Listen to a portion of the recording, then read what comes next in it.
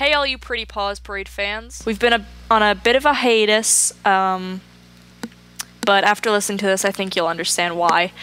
Now what I'm about to tell you is very personal and very traumatic, so I ask that you stick with me as we explore this speed paint and as I tell you my story. My husband, or should I say ex-husband, and I were the dream team. We met at the hospital where we both worked. I'm a nurse. He was the head neurologist of his department. It was really just a fairy tale love story. And I guess the first sign should have been when he wouldn't agree to a train wedding. It's a train-themed wedding. So basically what I wanted to happen was I wanted him to wear this really cute conductor's outfit. I was wearing this beautiful train-themed dress. It had a huge petticoat, tons of ruffles. It was absolutely gorgeous. I just wanted to walk down a train track aisle. It was really cute. When I was about to start walking down the aisle with my father, he was supposed to say, "All aboard, choo-choo," but no. I was supposed to be the runaway bride on his train that he was conducting, and after the ceremony, we were going to leave on a Daytong electric locomotive HXD2, which has 13,410 horsepower, mind you. We were going to do it up with cans and a just married sign, and it was going to be fantastic. And I think if I had gotten that wedding, we wouldn't be in the situation that we're in right now. But no, he refused to wear his outfit because he said it was ridiculous. What was ridiculous about it, Darren? The fact that the cummerbund covered up your ugly abs? He said he didn't want his colleagues to see him in some ridiculous outfit, especially because he was going for promotion to the head of the neurology department at that time. But if my coworkers, who are all nurses and doctors, could see me in my train-themed dress, why couldn't his see him in his train-themed conductor outfit? But enough of all that. A few months after the wedding, we moved to Chicago from New York so I could pursue my dream of being a freelance bird photographer. This meant that he had to take quite a pay cut, moving from a large private New York hospital where he was head of the neurology department to a public hospital in Chicago where he would just be one of the neurologists on staff. It isn't as if I haven't been able to make up the difference with my successful Mary Kay beauty consultant job. And he has some nerve here saying that he helps people for a living when I work tirelessly to help women, especially moms like myself, to look and feel their best. And I'm honestly going for a head salesman of the year, which meant that we would get a all-expenses paid trip to Hawaii. So he's being kind of ridiculous. After this, things started to really go sour after his 15-year-old younger sister was diagnosed with osteosarcoma. That's not even the worst of it. He threatened to stay in a hotel in New York for 2 weeks when she was getting surgery.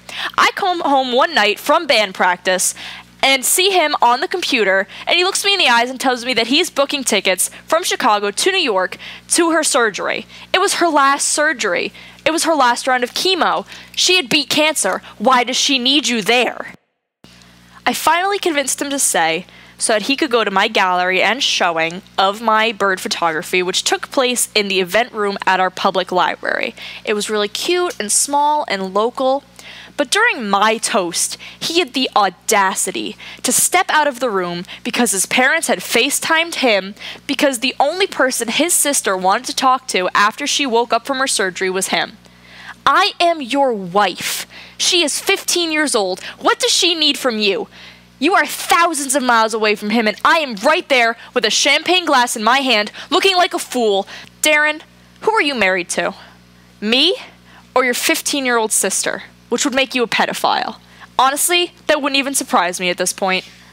So years passed, and one day we found ourselves at the Watertown Place Mall, where the line was finally crossed. We were in a Hot Topic. And if you know anything about me, you would know that my absolute favorite character in the world is Dustin from Stranger Things. He's funny, he's charismatic, and I just love everything about him. Now, Darren has always been a great gift giver. He's gotten me a $3,000 engagement ring, shoes, clothes, anything I've ever wanted, but this one tiny thing that meant more to me than all of that, he couldn't pick up on. So here we were, in the Hot Topic. So you're in the Hot Topic, and I've been waiting weeks and weeks for the release of the Stranger Things Funko Pop series. Now you guys, if you've been following me for a while, you know that I am a Funkaholic, and Darren knows that I love collectibles. Maybe we haven't talked so much about Funko Pops, but he should know.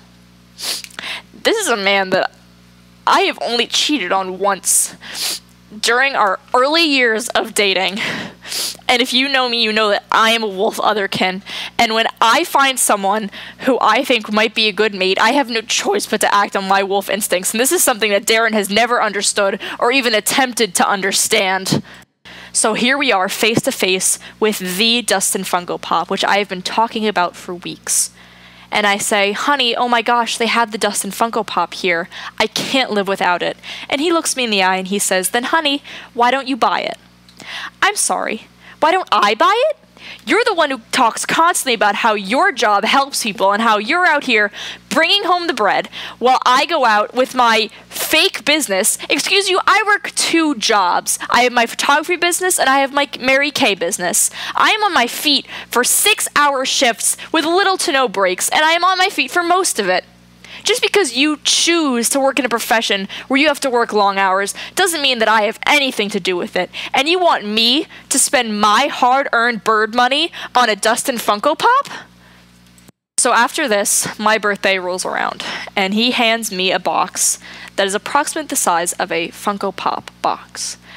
And with tears in my eyes, I open it. And what do you think is in it? Do you think it's a Dustin Funko Pop? Is a Calvin Klein cashmere scarf. Do I wear scarves? Do I seem like somebody who wears scarves? Me, a person who has 10 to 20 Funko Pops on a shelf in my house at any time, do I seem like someone who would want a scarf? So he looks at me as I am tearing up and he tells me, happy birthday, honey. And I tell him then and there that I want a divorce. After this, about a week goes by before I come home with the divorce papers, and I put them in front of him. And he starts sobbing, and he leaves the house. Well, guess what, Darren? I left too.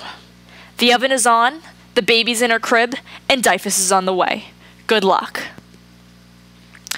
Alright guys, so be sure to like, comment, and subscribe, and let me know in the comments if you want me to do any more story times like this. I'm sure you've all been through something very similar, so leave your experience in the comments below.